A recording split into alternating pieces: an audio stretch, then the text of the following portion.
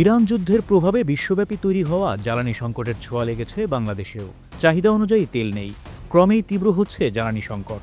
বিশেষ করে অকটেনের চাহিদা মেটাতে হিমশিম খাচ্ছে দেশের জ্বালানি বিভাগ। পেট্রোবাংলার তথ্য বলছে, কয়েক বছর আগেও ৮০% বেশি অকটেন দেশের গ্যাস ক্ষেত্রগুলো থেকে প্রাপ্ত উপজাত কনডেনসেট প্রক্রিয়াজাত করে তৈরি করা হতো। পাশাপাশি পেট্রোলের চাহিদার পুরোটাই একই প্রক্রিয়ায় পাওয়া যেত। তবে সাম্প্রতিককালে গ্যাসের উৎপাদন কমায় কনডেনসেট উৎপাদনও কমে গেছে। এতে বাড়ছে অকটেনের আমদানি নির্ভরতা। এদিকে কনডেনসেট উৎপাদন কমার প্রভাব পড়েছে পেট্রোল অকটেনের উৎপাদনেও। যদিও দেশের গ্যাস ক্ষেত্রের উপজাত তথা কনডেনসেট থেকে প্রাপ্ত পেট্রোল দিয়েই এ জ্বালানির শতভাগ চাহিদা মিটছে। তবে দেশে উৎপাদিত পেট্রোলের গুণগত মান কম হওয়ায় এর সঙ্গে অকটেন মেশাতে হয়।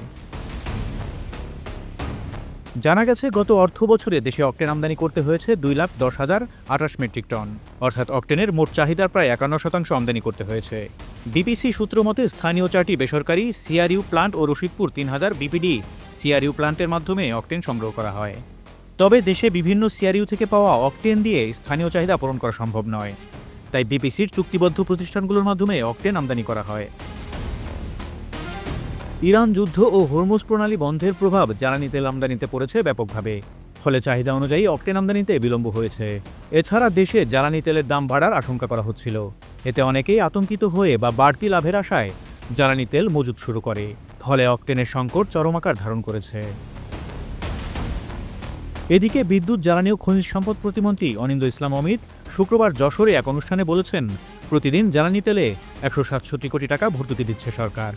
বহির্বিশ্বের অস্থিরতার মধ্যেও জ্বালানি তেলের দাম বৃদ্ধি করা হয়নি। তেলের দাম বৃদ্ধি পেলে বিদ্যুৎ, গণপরিবহন ও খাদ্যপণ্যের মূল্য বৃদ্ধি পায়। তাই চতুর্দিক থেকে চাপ থাকা সত্ত্বেও জ্বালানি তেলের দাম বৃদ্ধির কোনো পরিকল্পনা করা হয়নি। দেশে অকটেনের চাহিদা পর্যায়ক্রমে বাড়ছে।